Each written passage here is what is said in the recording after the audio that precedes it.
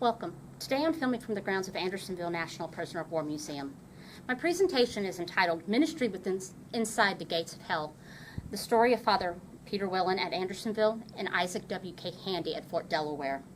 Now before I get into the presentation, allow me to set the scene. Imagine, you're a Union soldier just getting off the train transporting you here to Andersonville. You walk up to the gates of the stockade that surround this prison. The gates open, and they march as many men as they can into this exact area. This is known as the entrance pen. The gates behind you close. The gates behind me are typically closed. However, once those back gates close, these gates will open, giving you your first glimpse at Andersonville. The smell of death, dying, disease, human waste is going to overpower you. It's going to be so strong your stomach turns and you are going to want to be sick. You look around, there is no shelter. If you are lucky to have a blanket, that may or may not be your only covering from the middle Georgia rain, heat, and sun that you will encounter. Welcome to hell on earth. This is going to be the situation that Father Peter Whelan, a Catholic priest from the Savannah Diocese, will be thrown into. However, it is important to note that because he is not a prisoner, nor is he a soldier, he's going to be allowed to come and go freely from Andersonville. It's also important to note that when the war started in 1861, Father Whelan is 61 years of age, and he is acting chaplain to the 1st Georgia Volunteer Regiment, known as the Montgomery Guard. Now, he's going to be with these men over at Fort Pulaski during that siege in April of 1862. And when the Fort Pulaski falls, he will go with the men as prisoners of war to Governor's Island, which is in the New York Harbor, where they will be maintained inside a location called Castle Williams. Now, this is where he's going to experience firsthand what the men of the Confederacy and the men of the Union are experiencing as prisoners of war. An interesting little side note, at least I found it interesting. There's going to be a Catholic priest in New York by the name of William Quinn, and he's going to petition Major General John Adam Dix, who's going to be famous for the Dix Hill Cartel eventually, for Whelan to be released to his parish on parole. Now, due to his age, Father Whelan is going to be granted that parole. However, as a testimony of this man's character, he is going to absolutely refuse it. He is going to refuse to leave the men. Instead, he is going to petition the camp's commandant to become the chaplain for the prison itself. Now, during this time, he's also going to have several duties. He's going to be dealing with daily mass, ministering to the sick and the dying, spiritual guidance for the men who are healthy but are despaired. He's going to be making arrangements for burials, and then he's going to be assisting new soldiers as he comes into the prison.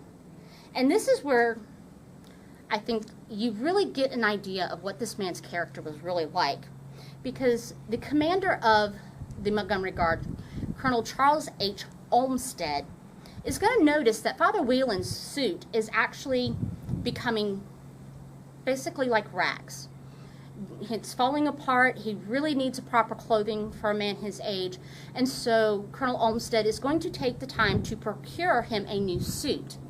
Well, as new soldiers are coming in, and this brand new suit is brought into the prison for Father Whelan, instead of giving him the new soldier the clothes on his own back, he's going to turn around and give that brand new suit to one of these soldiers. Now, Colonel Olmsted is going to take him to task for this. He's going to ask him, why did you do this? Why didn't you just give him the clothes off your back? And Father Whelan makes a very telling statement. He said, when I give for Christ's sake, I give the best. So in his mind, he was fulfilling his duties as a Christian minister by feeding and clothing the poor and the hungry. That meant he had to give his best. He couldn't give him the rags that were just basically falling off of him. Now, he is eventually going to be released with the men because the Dix Hill Cartel will be signed. They're going to be exchanged and they're going to return back to Savannah. This is eventually, because before they return back to Savannah, they will actually end up in Fort Delaware for a brief period of time. And then once he returns to Savannah, it's going to be late of 1864, or mid-1864 really. A reverend by the name of William Hamilton of Macon is going to stumble upon Andersonville by accident, and he's going to see the horrible conditions. He's going to see the amount of men that are here, and he's going to write to the head bishop of the Savannah Diocese by the name of Bishop Verreau, and he's going to ask him to consider sending somebody to minister to the men that are within these gates. Now, Bishop Verreau is actually going to write to Father Whelan and ask him to go on behalf of the Catholic Church, because Father Whelan had firsthand experience, and Bishop Verreau knew this. So he felt that maybe that was going to be in the men's best interest to have somebody who could sympathize with what they were going through, because he had gone through it himself. Now, on June 16th of 1864, Father Whelan is going to arrive here at Andersonville, and he is going to approach the camp commandant, Captain Henry Wirtz, who, according to testimony given by Father Whelan at Wirtz's trial, was really non-committal, but he didn't reject the idea of a minister coming in the gates of Andersonville and ministering to the men. And in several diaries, it is going to be noted that the men had actually requested somebody and wanted to know why nobody would come to them. Where were the various ministers of the Presbyterian, the Methodist, the Baptist faith that many of these men were? Why were they not coming to their aid and to provide them comfort and spiritual guidance? So they are going to crave this. They've already been having informal meetings where they're singing and doing praising and reading the Bible. So when Wirtz is approached by Father Whelan, he's going to go ahead and acquiesce and allow him to come in. Now, as I said, it should be noted, Father Whelan is a Catholic priest. As we know, at this particular point in time in history, and the Catholic Church still in America was not considered to be high on everybody's favorite list. They were very much distrusted because of the whole papacy. But the men within inside Andersonville, they're going to look at it as, well, I don't care what the churches back home are saying about the Catholic Church. My faith is not here ministering to me. This man, a Catholic man, is. I don't care. The church can say what they want. I find no fault in this man. I find no fault in his religion, because he's doing something that they would not do. Many of these men are actually going to convert to Catholicism as well. Now, once he arrives, keep in mind, by this point in time, it's 1864, so he's going to be about 63, 64 years old. He's going to start coming to Andersonville daily for 4 months from 9 a.m. until sundown. He is going to walk through those gates. He's going to see the deplorable conditions that are inside. He's going to see the thousands of men lying on the ground, lying in makeshift holes, lying under makeshift coverings. He's going to smell the latrines and what was supposed to be fresh water, which was not, because the water supply here for Andersonville actually comes from the little town of Andersonville, and most of the town residents would throw out their dirty water in the creek that runs through Andersonville. So he's going to have all of this around him. He's going to see men who are so thin that they're dying by the hundreds. But he's going to do something pretty spectacular. He's going to get down on his hands and knees. He's going to crawl inside these makeshift holes. Now, most of the men who dug holes dug them about 1 foot to 1.5 feet deep, so they could get in and lie down and find some relief from the elements here at Andersonville. And Father Whelan's going to get down there with them so he can utter words of kindness, compassion, and comfort, as well as here's the confession of these men who are dying. This is something that's not going to be seen very often, at all, if at all, in any of the prison camps throughout the Civil War. So for him to do that, that is actually pretty spectacular. And he's going to consistently do this, as I said, for 4 months. And pretty much consistently do this by himself for 4 months. There will be 3 other individuals who attempt to come in and help him. They don't stay for very long. The first one came and stayed for 2 weeks, and because every time he walked in the gates with Father Whelan, he got sick every single time because of the smell and the death all around him. Father Whelan's going to send him back to Savannah. The other two were just happened to be visiting ministers who would actually take the time to come as they passed through, but they would never stay long. Now, Father Whelan's also going to eat the same rations that the prisoners and the guards themselves ate. So you can imagine what a 64-year-old man subsisting on very little unbolted cornmeal bread, cow peas, which here in the South they're commonly known as black-eyed peas, and if they're lucky they might have another vegetable, but there's going to be no fresh water, at least not at this point in time. And so you can imagine the toll it's taking on his body. So within 4 months, Father Whelan is going to start getting sick. He's going to still feel that he has a duty and a responsibility to the men here at Andersonville, that before he would actually leave, he goes to Macon and visits a gentleman by the name of Henry Horn, who was a wealthy, well-educated, devout Catholic man, and borrows $16,000 in Confederate money to eventually buy wheat flour. But before he can buy that flour, he's got to go and have that $16,000 converted into gold. It's only going to give him about $400 in gold. Once he has that $400, he will go and buy wheat flour, and I think estimates said something around like 10,000 pounds, and he is going to have it baked into bread that he will bring back to Andersonville, and he's going to take it directly to the prison hospital and have it distributed. And it's going to last them actually several months, and it's going to be eventually known as Whelan's bread. Now, Andersonville was only built to hold 10,000 men, but by August of 1864, just a month before Father Whelan leaves Andersonville, there is going to be the largest number of men detained here, and that is going to be about 33,000 men. At the time of the closing of Andersonville at the end of the Civil War, Andersonville will have buried 12,913 men. 12,913 men that walked within these gates and never walked out. They were instead carried out by the wagon cartfuls and buried just across the street over in the National Cemetery here on the grounds of Andersonville. Now, in contrast to Father Whelan, you're going to have a gentleman from Portsmouth, Virginia, a Presbyterian minister by the name of Isaac W.K. Handy. Now, Handy had already had about an 18-month pastoral position there in Portsmouth. He's going to be tired. He's going to have preached a lot of funerals. He's going to have, just be absolutely worn out. His wife's family is living in Delaware at this particular point in time, and she hadn't seen her family in 5 years. Now, his wife is said to be very ill-healthed a lot, very weak after having so many children. And so he's going to think that this is a perfect opportunity to take his family and go up to Delaware and let his wife see her mother.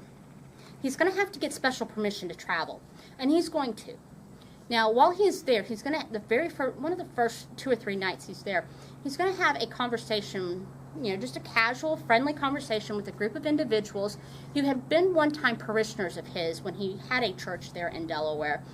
Now, one of the men is going to go back and repeat the story that he had told regarding a conversation he'd had with a Colonel William Delaney about the U.S. American flag. Well, it's going to be told so often that it's going to make it into the newspapers. And once it makes it into the newspapers, it's going to get back to a General Daniel Tyler, who is going to immediately have Handy arrested. Now, once Handy is escorted to Fort Delaware, he's not given a trial. He is asked, "Did you indeed make these inflammatory remarks?" He's going to respond, "Yes, actually I did." And he is going to be thrown immediately that night into a prison cell. Now, he was a political prisoner. He was not a Confederate soldier. He was not a Union soldier. He was just a political prisoner who had had a conversation with a Union colonel that was a little unpatriotic. At this point in time, they're arresting men like that.